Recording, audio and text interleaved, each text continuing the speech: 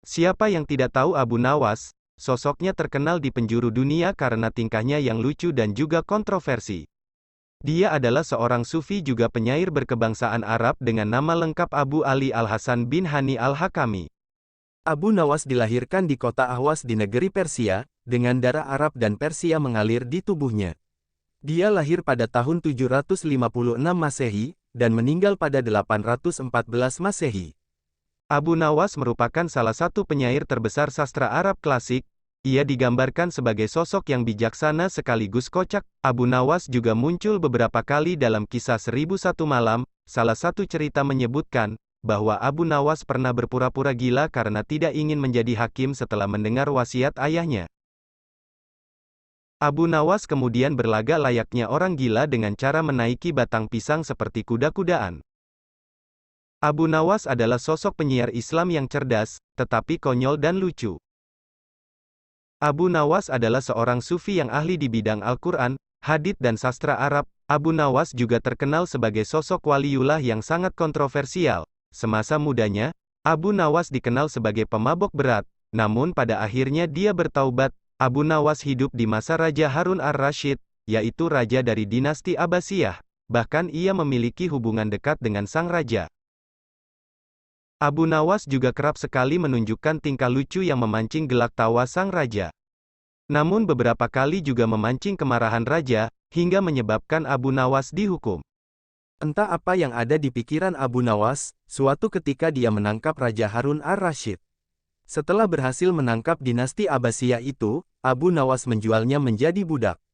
Tentu tingkah gila Abu Nawas itu membuat sang raja geram dan marah besar. Bagaimana mungkin, seorang raja seperti Harun ar-Rasyid dijual oleh rakyatnya sendiri, yang tak lain Abu Nawas. Tidak terima atas perlakuan Abu Nawas, Raja Harun ar-Rasyid memerintahkan pasukan kerajaan untuk menangkap Abu Nawas. Para pasukan utusan kerajaan langsung melakukan pencarian dan mendatangi rumah Abu Nawas. Sesampainya di rumah Abu Nawas, pasukan tidak menemukan pemilik rumah. Namun pasukan utusan Raja Harun ar-Rasyid tidak langsung pulang. Mereka tetap berjaga di rumah Abu Nawas, sebab pasukan mengantisipasi kemungkinan Abu Nawas pulang ke rumahnya. Namun setelah menunggu cukup lama, Abu Nawas tidak kunjung pulang. Akhirnya pasukan kembali ke kerajaan. Setelah pasukan tidak ada, Abu Nawas mengendap-endap masuk ke dalam rumahnya. Setelah berhasil masuk ke dalam rumah, Abu Nawas kemudian berwudu dan mengerjakan sholat 2 rakaat. Usai sholat, Abu Nawas menitipkan pesan pada istrinya agar disampaikan pada Raja Harun ar-Rasyid. Beberapa saat setelah menyampaikan pesan, Abu Nawas tiba-tiba meninggal dunia. Kejadian itu sontak membuat istrinya sedih dan menangis histeris. Karena kepergian suaminya yang tiba-tiba, akhirnya kematian Abu Nawas terdengar ke seluruh pelosok negeri. Dan kematiannya pun sampai di telinga Raja Harun ar-Rasyid. Raja Harun ar-Rasyid yang awalnya marah berubah jadi sedih. Sebab Abu Nawas adalah sosok cerdas yang selalu menghiburnya. Raja Harun ar-Rasyid memutuskan untuk datang ke rumah Abu Nawas. Sesampainya di sana, Raja menemui istri Abu Nawas. "Apakah ada pesan terakhir Abu Nawas kepadaku sebelum dia meninggal?" kata Raja Harun ar-Rasyid. Dia berpesan, agar semua dosa-dosa dan kesalahannya pada sang raja diampuni di depan seluruh rakyat, kata istri Abu Nawas. Raja Harun ar-Rasyid akhirnya mengabulkan permintaan terakhir Abu Nawas.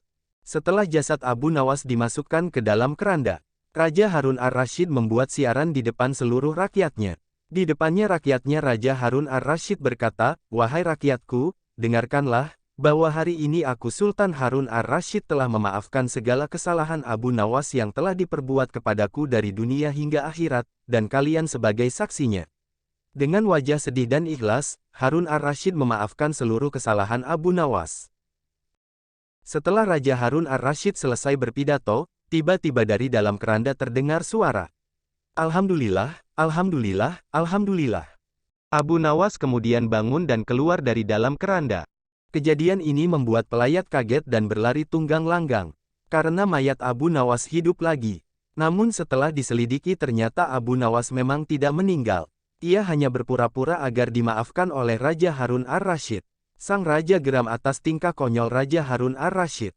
Namun mau bagaimana lagi, sang raja sudah terlanjur bersumpah memaafkannya. Itulah kisah lucu Abu Nawas saat menjual Raja Harun ar-Rasyid sebagai seorang budak. Lucu dan mengocok perut bukan?